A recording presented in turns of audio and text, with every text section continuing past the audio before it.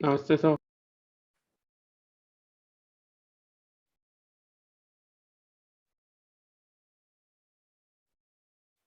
Hello. आवाज नहीं आ रही सर आपकी।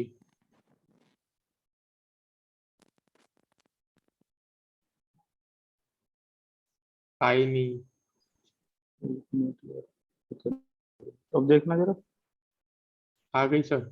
आगे ये बताओ कि कुछ इसके नोट्स वगैरह बनाए तुमने? हाँ सर, लगभग सारे उतार लिए। उसमें से कुछ तो मतलब मैं ये चाह रहा हूँ कि तुम लोगों को बिल्कुल टेंथ के बाद ये ना लगे कि तुमने इसको ऑप्टिक्स को ना बीच में से शुरू किया है।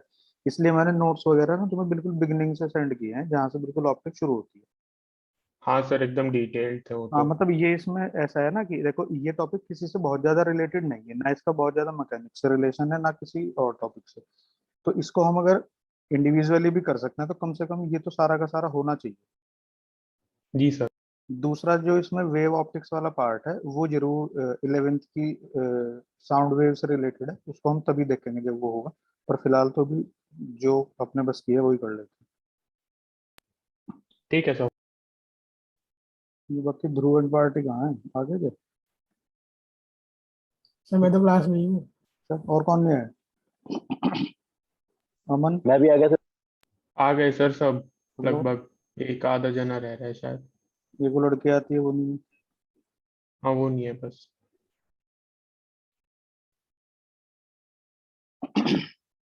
चलो, एक तो हम ध्यान रखेंगे कि ऑप्टिक्स को ना हम दो हिस्सों में करेंगे। एक थर्ड चैप्टर भी है इसका, वो तो बहुत ज्यादा रिलेवेंट भी नहीं है, मतलब वो तो ज्योमेट्रिकल ऑप्टिक्स का ही पार्ट है।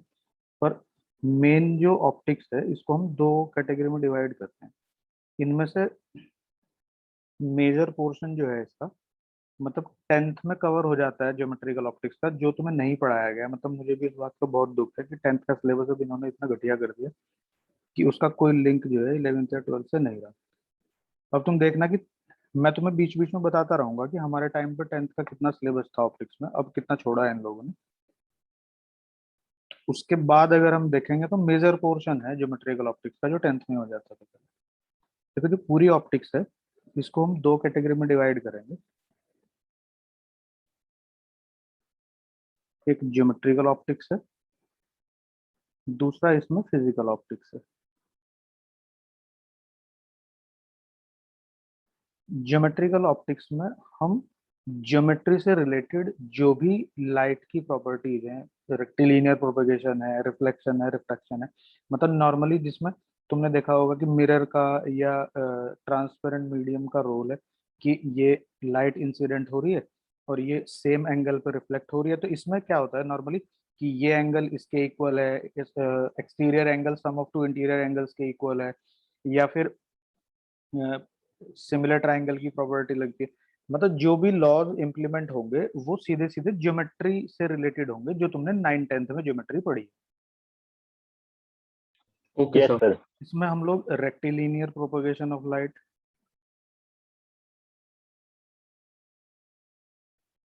फिर रिफ्रैक्शन,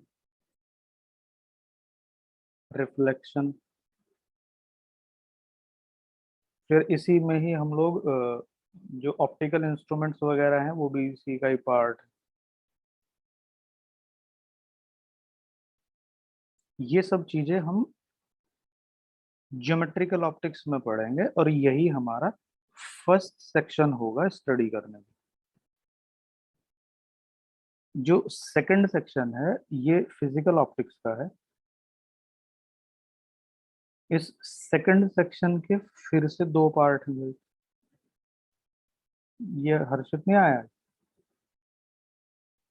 हार्दिक नहीं आया सर आज अभी। रात में उसके घर में नेटवर्क नहीं आता, दिन में ये नहीं आता।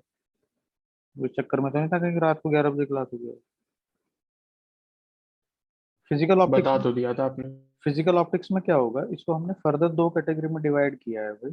कि एक है वेव ऑप्टिक्स और दूसरा है यहाँ पे क्वांटम ऑप्टिक्स। वेव ऑप्टिक्स में लाइट को हमने एज अ वेव ट्रीट किया है, और क्वांटम ऑप्टिक्स में हमने लाइट को एज अ पार्टिकल ट्रीट किया है। ठीक है ना। तो ये तो जो फोटो इलेक्ट्रिक इफेक्ट वगैरह का जो पार्ट है, डी जो प्रिंसिपल है, वो सब हम मॉडर्न फिजिक्स में क्वांटम में पढ़ेंगे। पर इसी का ही जो दूसरा सेक्शन है ऑप्टिक्स के साथ में, वो हम वेव ऑप्टिक्स पढ़ेंगे। और इस सेक्शन को थोड़ा समझो कि ये इंपॉर्टेंट है भाई, इसलिए इंपॉर्टेंट है क्योंकि एक तो ये 11th क्लास का जो साउंड वेव है, ये इससे 90% रिजेंबल करता है। मतलब जैसे इंटरफेरेंस वगैरह के लॉज प्रॉब्लम वहां पे हैं, वही सेम यहाँ पे है। बस दोनों में थोड़ा डिफरेंस इतना आता है कि जब साउंड वेव इंटरफेयर करती है तो वो मैक्सिमा मिनिमा बनाती है, यहाँ लाइट वेव इंटरफेयर करेंगी तो वो मैक्सिमा मिनिमा बनाएगी। दोनों में क्या फर्क होगा कि वहां साउंड की इंटेंसिटी मैक्सिमा पे बढ़ जाएगी या कम हो जाएगी, यहाँ पे लाइट की ब्राइटनेस बढ़ जाएगी या कम हो जाएगी। पर दोनों की वेव इक्वेशन एक जैसी लिखी जाएगी, दोनों का डेरिवेशन एक जैसा होगा। तो अगर तुम लोग चाहो तो वेव ऑप्टिक्स के साथ में 11th की साउंड वेव को रिवाइज कर सकते हो, तुम लोगों को 90% रिजेम्बलेंस दिखेगी इसमें। ठीक है और ओके सर। जिसने 11th में मान लो नहीं पढ़ी डिटेल में, देखो उसका तो कुछ कर नहीं सकते। फिर वैसे ये दोनों टॉपिक जो है वो 90% रिजेम्बल करते हैं आपस में, तो अगर कोई बच्चा चाहे तो वो रिवाइज कर सकता है। ठीक है। और ठीक है सर। ये इस कंडीशन के हिसाब से भी इम्पोर्टेंट है क्योंकि जब इंजीनियरिंग में एडमिशन होता है तो फर्स्ट ईयर में, कभी तो फर्स्ट सेमेस्टर में, और कुछ ब्रांचेस के लिए सेकंड सेमेस्टर में। मान लो 3 ब्रांच में फर्स्ट सेमेस्टर में आता है फिजिक्स, 3 में केमिस्ट्री आती है फर्स्ट सेमेस्टर में, तो सेकंड सेमेस्टर में रिवर्स हो जाती है। जिन 3 में पहले में फिजिक्स थी वहाँ केमिस्ट्री आ जाएगी, जहाँ केमिस्ट्री थी वहाँ फिजिक्स चली जाएगी। इसका मतलब फर्स्ट ईयर में फिजिक्स पढ़ना सबके लिए इंपॉर्टेंट है।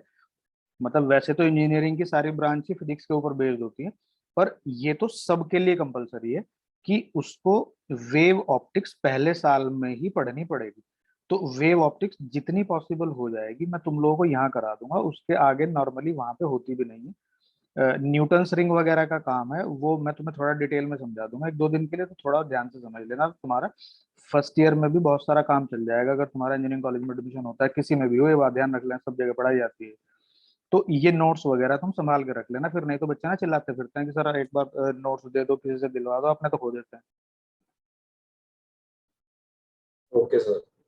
वेव ऑप्टिक्स में भाई क्या होता है कि वेव ऑप्टिक्स में हम ऑप्टिक्स को एज अ वेव ट्रीट करते हैं, लाइट को, और यहाँ लाइट हम एज अ पार्टिकल ट्रीट करते हैं। तो वेव ऑप्टिक्स से रिलेटेड जो फिनोमेना है वो डिफ्रैक्शन है, इंटरफेरेंस है, पोलराइजेशन है।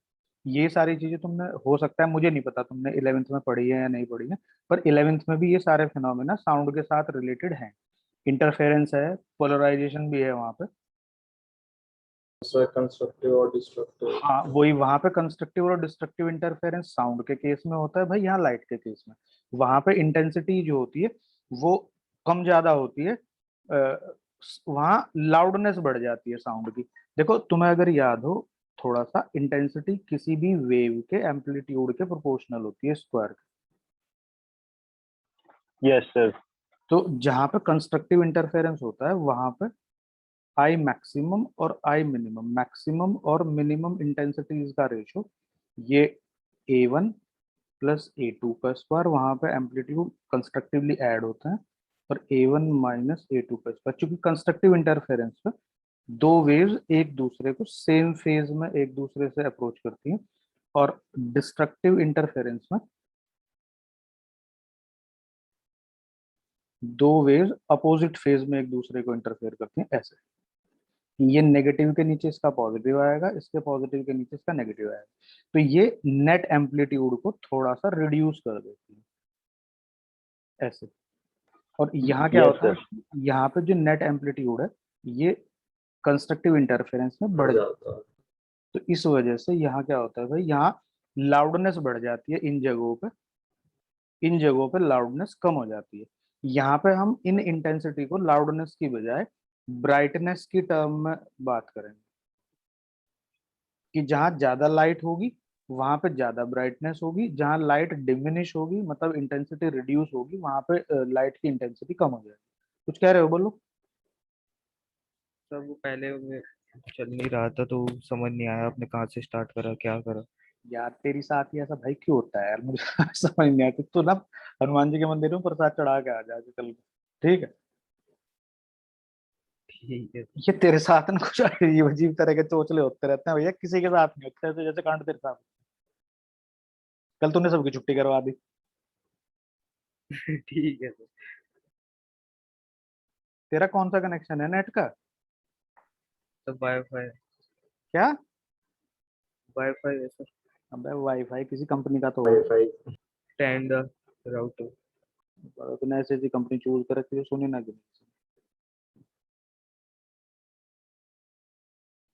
अब तो जियो फाई दे रहा है भाई, एयरटेल का ले लो एक्सट्रीम, ठीक ठाक स्पीड आती है इनकी।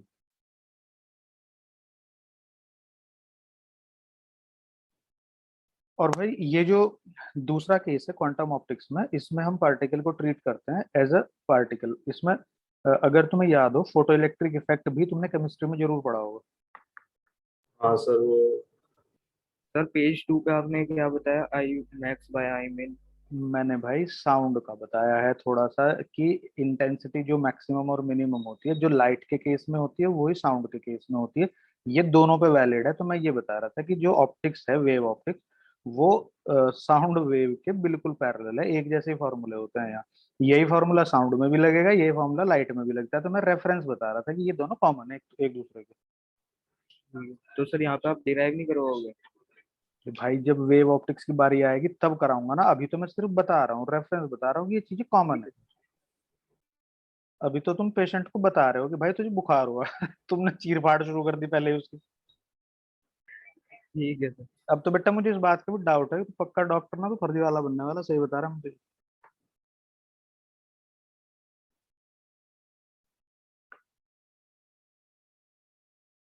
देखो पार्टिकल ऑप्टिक्स में क्या होगा भाई, कि पार्टिकल ऑप्टिक्स में हम लाइट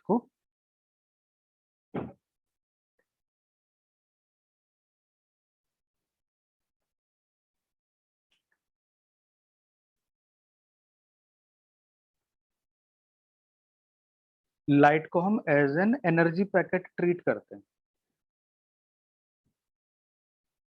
आवाज पहुंच रही है भाई? Yes sir. सर हाँ, तो उसका मानना ये है कि यस सर। जैसे कि तुम्हारे पास में ये एनर्जी के पैकेट्स हैं।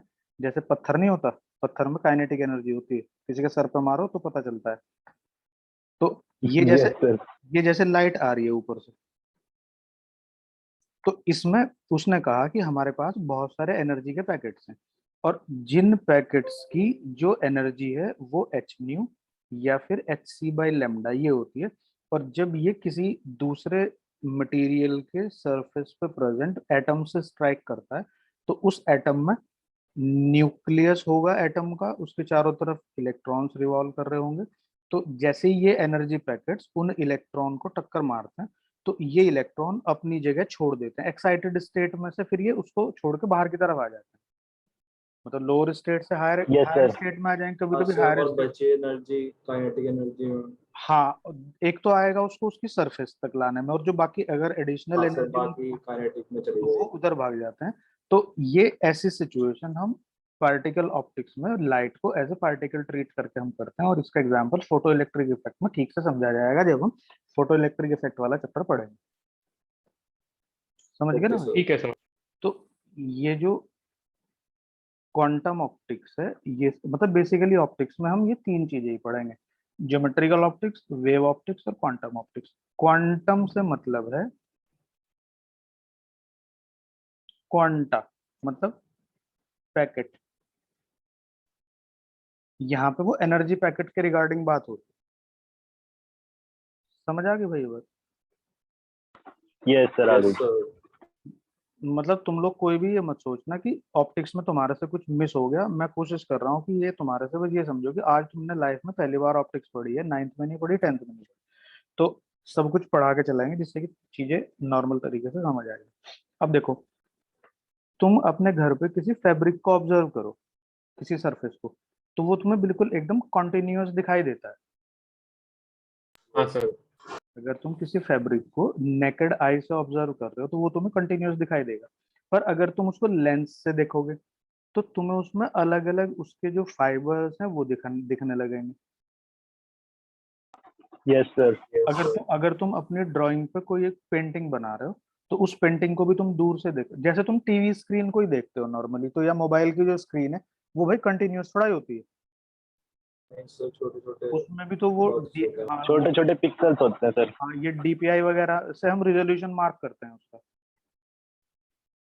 जैसे यस सर। कभी कभी स्क्रीन के कुछ पिक्सल जो होते हैं डेड भी हो जाते हैं, तो वहीं पे तुम्हें ब्लैक स्पॉट दिख जाते हैं। मेन तो 3 कलर्स होते हैं, वो रिफ्लेक्ट होते हैं उनसे हाँ, डिफरेंट तो कलर्स। अब क्या होगा, देखो अगर तुम इसको माइन्यूटली देखो या तुम किसी भी पिक्चर को जूम करके देखो, तो तुम्हें दिखता है कि उसमें ना अलग अलग पार्ट्स इस तरीके से स्कैटर्ड है। हाँ सर, स्क्वायर हाँ, शेप। पर तुम्हें वो दिखती फिगर कंटिन्यूअस है, मतलब ये अगर तुम उसको नेकेड आई से देखते हो तो तुम्हें इनका पता नहीं चलता। यस सर, नहीं सकता। तो इसका मतलब ये है कि जो चीजें हैं हमारे पास में मल्टीपल सेपरेटेड, वो हमें एक दूसरे के ऊपर ओवरलैप्ड सी दिखती हैं ऐसे। नहीं समझ रहे? Yes sir. यस अगर सर। अगर हमने लेंस को इंट्रोड्यूस कर लिया अपनी आईज के बीच में, तो भाई वो फिर तुम्हें अलग अलग दिखने लगेगी ऐसे। पता चला कि इसके बिना तो वो कंटिन्यूअस दिख रहा है, जब ये लेंस तुमने लगाया तो फिर ये तुम्हें ऐसे दिखने लग गया ऐसे। Yes sir. तो हमें चीजें कब तक अलग दिखेंगी, किस पर्टिकुलर सिचुएशन के बाद वो हमें सेपरेटेड दिखेंगी। तो इसके लिए हम लोग एक टर्म यूज करते हैं, रिजॉल्विंग लिमिट ऑफ आई। मतलब एक ऐसी सिचुएशन आती है जिसके बाद मतलब हमारी ह्यूमन आई के लिए चीजों को सेपरेटली रिजॉल्व करना पॉसिबल नहीं हो पाता। तो ऐसी क्या सिचुएशन होती है, अब समझो जरा। देखो जैसे ये ऑब्जेक्ट है, एक ये ऑब्जेक्ट है ए और ये बी है, तो ये दोनों ऑब्जेक्ट तुम्हें अपनी आंख से सेपरेटेड दिखाई देंगी। किस कंडीशन के अंडर में दिखाई देंगी भाई, ये भी बताता हूँ जरा। मतलब ये तुम्हारी आंख है यहाँ पे,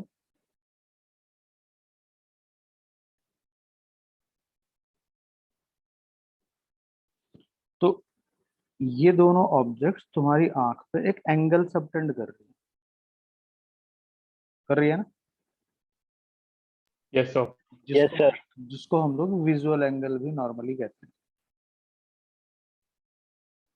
तो जब तक ये angle subtended at the eye, human eye, is greater than equal to 1 minute. 1 minute समझ रहे हो ना?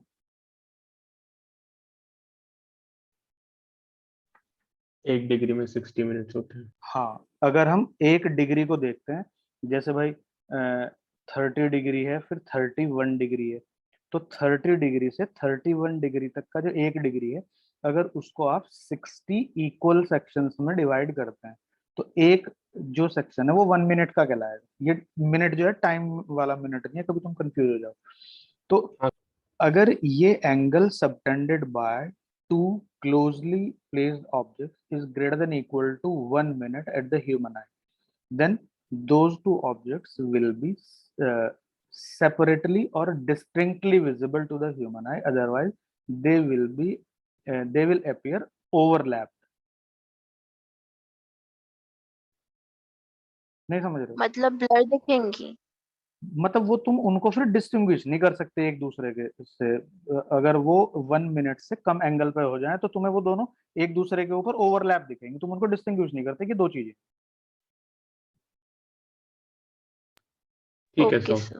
जैसे तुम अगर अपने मान लो तुमने कपड़ा पहन रखा है, अपने कपड़े को तुम देखो फैब्रिक को, तो जीन्स का फैब्रिक अगर तुम देखोगे तो तुम्हें उस पर स्पॉट्स अलग अलग दिखेंगे। पर अगर तुम कोई अपनी शर्ट का फैब्रिक देखोगे थिन, तो वो तुम्हें थोड़ा प्लेन दिखेगा।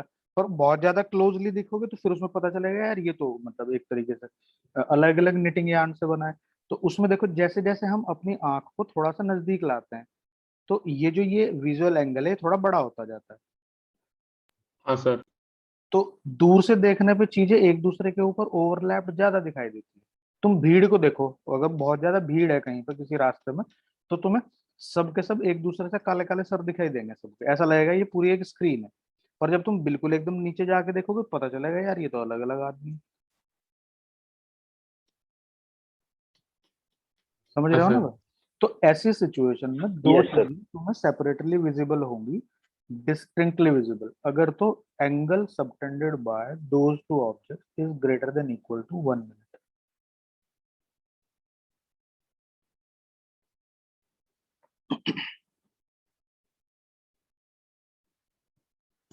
देखो जैसे एक ऑब्जेक्ट है ए, ये नोट्स भाई थोड़े संभाल के रख लेना, नहीं तो फिर तुम्हें परेशानी नहीं होगी, मुझे कुछ नहीं होने। कॉलेज लाइफ में तुम ढूंढते फिरोगे, वहां मास्टर जी तुम्हें कुछ पढ़ाएंगे नहीं, और फिर तुम्हें पेपर तुम्हारे सर पे आ जाएंगे।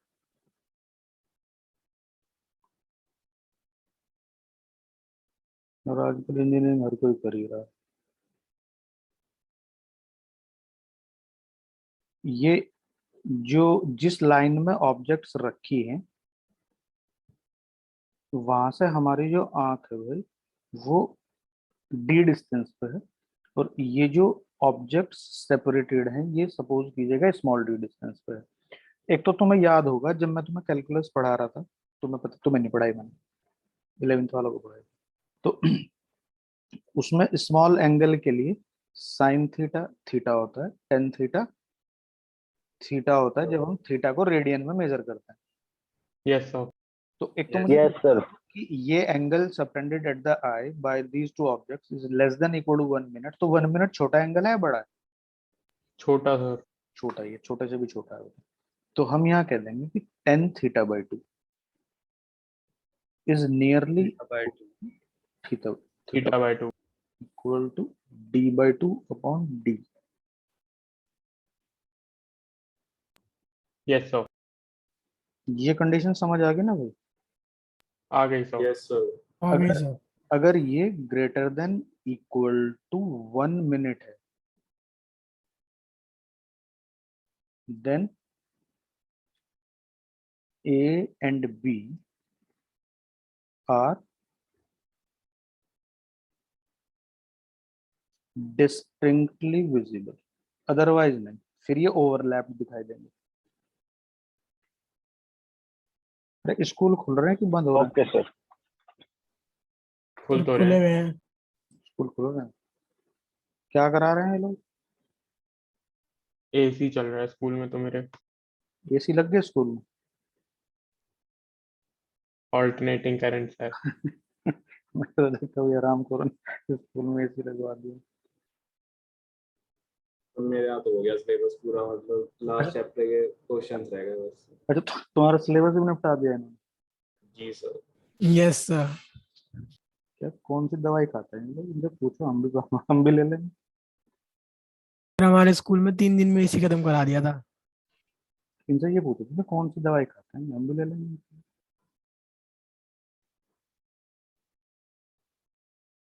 हम्म।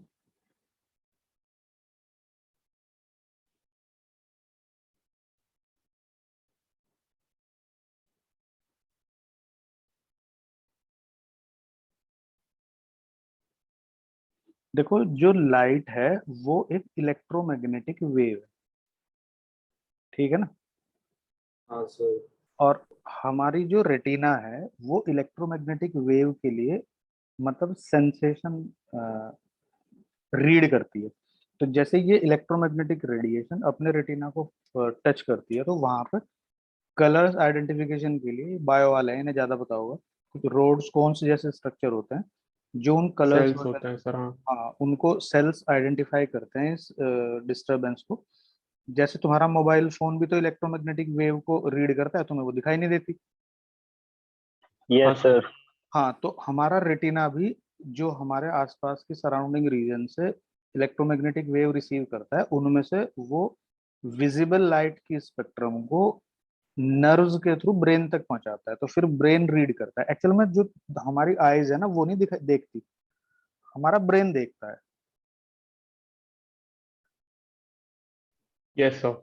मतलब आईज का काम तो सिर्फ और सिर्फ इन्वायरमेंट से रेज को कलेक्ट करके ब्रेन तक सेंस करता पहुंचाना। है वो। हाँ, देखता हमारा ब्रेन है।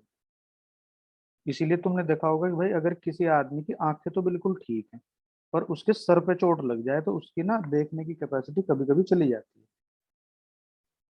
हाँ सर। तो वो इसीलिए है क्योंकि हमारा ब्रेन ही तो देखता है। तो जो स्पेक्ट्रम है वो कुछ इस तरह का सीन है भाई। इसका पता है तुम्हें? नहीं पता है? पता है यस सर। सर।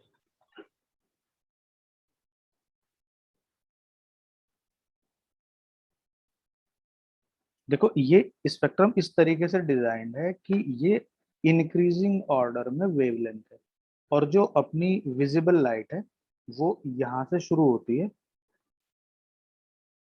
और यहाँ तक है,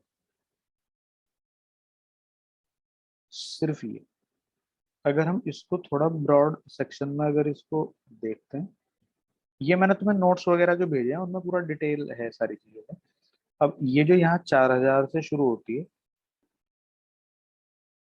और 7000 एंगस्ट्रॉम तक जो वेवलेंथ है इनकी, ये एक्चुअली में फिर वही शुरू हो जाती है विबग्योर। Yes sir. और ये जो ये वेवलेंथ है, ये 4000, ये 4500, ये 5000, ये 5,500, ये 500 के डिफरेंस पे तुम्हें दिखाई देती है। समझ गए ना? और ये जो ब्लू के बाद में, और भाई ये ऑरेंज से पहले यहाँ तक, ये तुम्हारी आंख पे मैक्सिमम सेंसेशन जनरेट करती है। मतलब हमारी आईज सब सबसे ग्रीन ज्यादा, और येलो ना? हाँ, सबसे ज्यादा सेंसिटिव होती है हमारी आईज इस रीजन के लिए। सर जो नोट्स थे उसमें आई नहीं था। अरे वो आई ना, मतलब विबग्योर में वॉयलेट और जो इंडिगो वाला सीन है वो एक दूसरे के साथ मर जाए, एक जैसा सा ही कलर होता है करीब करीब। ठीक है सर। अब नेक्स्ट है इसमें,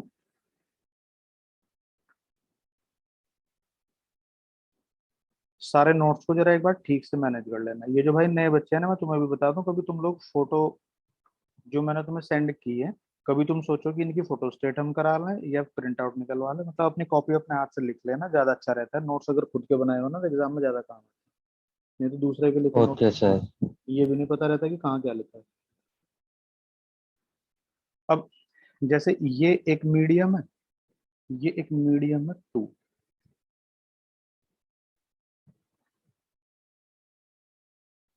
तो यहाँ से अगर सपोज कीजिएगा लाइट यहाँ पे पहुंच रही है, तो देखो होता क्या है कि अगर तुमने यहाँ पे 10 वाइब्रेशंस तुम पर सेकंड जनरेट कर रहे हो, तो होगा क्या कि जब यहाँ पे हम पहुंचेंगे तो ये वाइब्रेशंस तो कंटिन्यूटी में पीछे से आ रहे हैं, तो ये धीरे धीरे इसमें ऐसे ऐसे चलने लगेंगे। तो थोड़ी देर में तुम्हें दिखेगा कि यहाँ पे भी 1 सेकंड में एक जोन को 10 वाइब्रेशंस ही कवर कर रहे हैं। तो हम ये कहेंगे कि एक मीडियम से दूसरे मीडियम में जाने से फ्रीक्वेंसी पे कोई फर्क नहीं पड़ता। जितने वाइब्रेशंस तुमने यहाँ जनरेट करे उतने वाइब्रेशंस वहां पहुंच जाएंगे। पर होगा ठीक है क्या, सर। होगा क्या कि जब हम अगर वेव की टर्म में थोड़ा समझने की कोशिश करते हैं, तो जैसे यहाँ पे लाइट की स्पीड थोड़ी ज्यादा है और यहाँ पे सेकंड मीडियम में लाइट की स्पीड थोड़ी कम है, तो ये जो फ्रंट पार्टिकल्स होंगे, हम इनकी बात कर रहे हैं जैसे, तो फ्रंट पार्टिकल सेकंड मीडियम में सबसे पहले एंट्री लेंगे तो ये बेचारे सबसे पहले स्लो हो जाएंगे।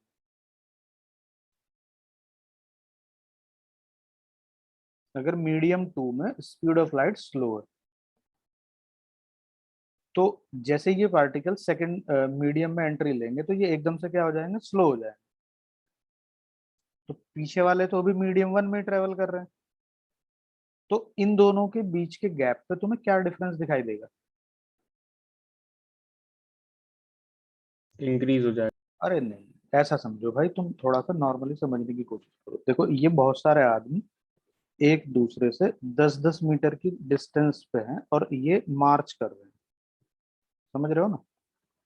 हाँ सर। अब रास्ते में यहाँ से सड़क जो है वो थोड़ी खराब शुरू होगी, मतलब यहाँ पे सरफेस ऐसी होगी कि उसमें ना बहुत सारा रेत वेत पड़ा है। ये क्लीन रोड है, यहाँ थोड़ी सरफेस सैंडी है। समझ गए?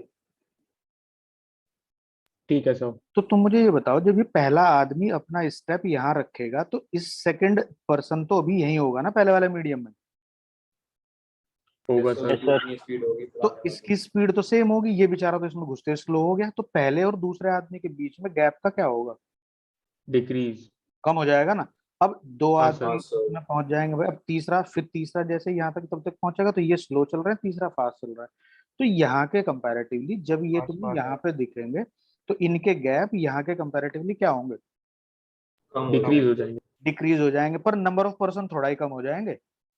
नहीं नहीं सर, सर। बहुत नहीं तो रहेंगे। नंबर ऑफ पर्सन का मतलब है नंबर ऑफ वाइब्रेशंस, वो तो सेम है। तो जितने नंबर ऑफ पर्सन यहाँ थे उतने नंबर ऑफ पर्सन यहाँ है, इसका मतलब जितने वाइब्रेशन इस मीडियम में थे उतने वाइब्रेशन इस मीडियम में है। तो नंबर ऑफ वाइब्रेशन जनरेटेड पर सेकंड कहलाती है फ्रीक्वेंसी। और जो ट्रफ टू क्रस्ट या फिर रेयर फ्रैक्शन टू कंप्रेशन जो डिस्टेंस होती है वो क्या कहलाती है भाई? Wavelength। लेमडा। तो जब ये ऐसे ऐसे पास पास आ जाएंगी तो तुम ये बताओ कि यहाँ वेवलेंथ पे क्या डिफरेंस होएगा? डिक्रीज हो जाएगा। डिक्रीज। हाँ, तो ये ध्यान रखना, अगर इधर से इधर चलेंगे तो उल्टा हो जाएगा, इंक्रीज हो जाएगा। जिस हाँ मीडियम सर। में स्पीड ज्यादा हो। हाँ, तो मैं ये कह रहा हूँ कि एक मीडियम से जब हम दूसरे मीडियम में जाएंगे तो frequency of light remains unchanged, frequency कभी नहीं बदलेगी, जो बदलेगा वो वेवलेंथ बदलना है। ठीक है ना भाई? Okay sir. जब एक मीडियम से हम दूसरे मीडियम में जाएंगे तो जो चीज बदलेगी वो वेवलेंथ ऑफ लाइट चेंज होगी।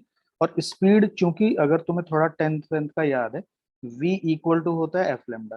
तो स्पीड ऑफ लाइट जो बदलती है वो due to change in wavelength बदलती है, ना कि due to change in frequency. ये बदलती नहीं, हमेशा फ्रीक्वेंसी सेम रहेगी, लेमडा बदलेगा। ऐसा भी तो कह Yes, सकते sir. हैं सर फिर कि अलग अलग मीडियम में स्पीड ऑफ लाइट चेंज हो जाएगी। मैं वही तो कह रहा हूँ कि जब एक मीडियम से दूसरे मीडियम में हम जाएंगे तो जो स्पीड ऑफ लाइट बदलती है वो due to change in lambda बदलती है, ना कि due to change in frequency. Yes sir, ठीक है सर। मतलब इसीलिए एक मीडियम से दूसरे मीडियम में बदलने से रेड कलर की ऑब्जेक्ट रेड कलर की दिखाई देती है। Yes, sir. कलर चेंज नहीं होता उसका. हाँ, और चूंकि कलर जो है वो फंक्शन है किसका? फ्रीक्वेंसी का। Okay sir. अब अगर अपने पास में बहुत सारी वेव्स हैं और वो सेम वेवलेंथ की है, यस सर। मतलब ऐसा तो है नहीं कि अगर मेरे पास कहीं से लाइट विजिबल है तो उसमें एक ही वेव आएगी। एक्चुअली में मेरे पास बंच ऑफ वेव्स होती हैं जो अलग अलग डायरेक्शन से आ रही होती हैं। ठीक है ना भाई? तो हाँ ये सर। ये एक बंच ऑफ वेव है जिसमें सारी की सारी जो वेव्स प्रेजेंट है वो सिंगल वेवलेंथ की है। तो ऐसी वेव कहलाती है, मतलब ऐसी लाइट कहलाती है मोनोक्रोमेटिक लाइट। ठीक है? हाँ सर। और जिसमें बहुत सारी अलग अलग वेवलेंथ, लेमडा वन भी प्रेजेंट है, लेमडा टू भी, लेमडा थ्री, ये मेरे पास बहुत सारी अलग अलग वेवलेंथ की लाइट है, ये कहलाती है हेट्रोक्रोमेटिक लाइट।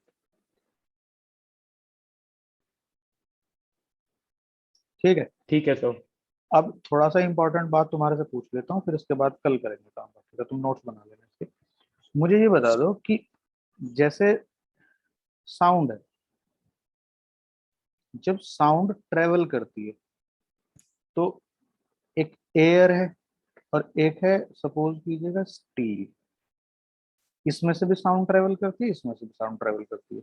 तो ये डेंसर मीडियम है या ये डेंसर मीडियम? स्टील. या फिर मैं स्टील को भी रहने देता हूँ, मान लो मैं ग्लास ले लेता हूँ। तो साउंड के लिए ये डेंसर मीडियम है या ये denser medium? Glass. Glass. Glass. मैं जिस जिससे पूछूंगा ना वो बता। ध्रुव, यस सर। कौन सा मीडियम डेंसर? ग्लास। ग्लास। ध्रुव के बाद अर्णव, यस सर. कौन सा मीडियम डेंसर है भाई? Sir glass. Glass. Aditya, Yes, sir. कौन सा मीडियम डेंसर है? Sir. सर कोई मीडियम नहीं, मीडियम का नाम बता दो। वंश,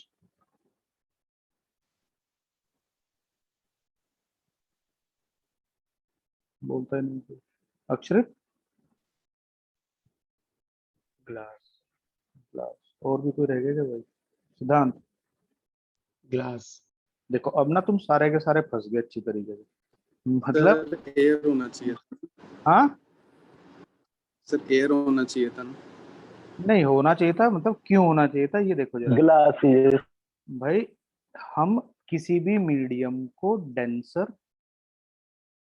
और रेयर स्पीड ऑफ वेव के बिहाफ पे डिसाइड करेंगे।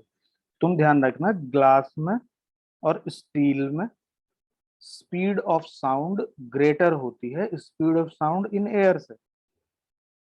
तो for sound air is denser medium, glass and steel are rarer medium irrespective of their density. समझ गए बात?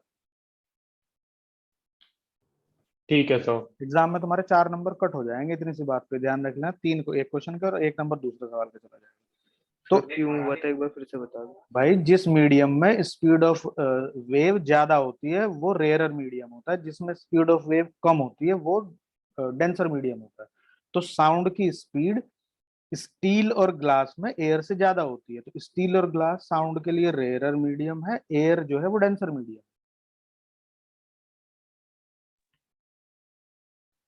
पर लाइट के लिए उल्टा है, लाइट जो है वो एयर में थोड़ी फास्ट चलती है और ग्लास में थोड़ी स्लो चलती है। तो एयर जो है वो लाइट के लिए रेयर मीडियम है, ग्लास डेंसर है। समझ आ गई ये बात? यस। Yes sir. हमारी काफी खराब हालत है 11th में भी और 10th में भी। चलो इसे पढ़ के तुम उसके नोट्स वगैरह बनाओ जरा एक बार कल। फिर तुमने 10th में शेडो फॉर्मेशन पढ़ी है नहीं पढ़ी? नहीं पढ़ी सर। चलो कल पढ़ाता हूँ फिर, जरा ध्यान से एक एक चीज तुम नोट्स वगैरह बना के लाओ जरा। जो मैंने तुम्हें पेज सेंड किए हैं इसमें तुम कोशिश करना कि कल 2:30 तक सब लोग नोट्स बना लें, 2:30 पेज तक। तो मैं 2:30 तक एक्सप्लेन करने की कोशिश कर लूंगा, जिसको डाउट होगा बीच में पूछ लें। ठीक है सर। ठीक है ना भाई? कल देखेंगे, कल तो संडे है ना, इसी टाइम देखेंगे, नहीं तो फिर रात में जिस टाइम पॉसिबल होगा।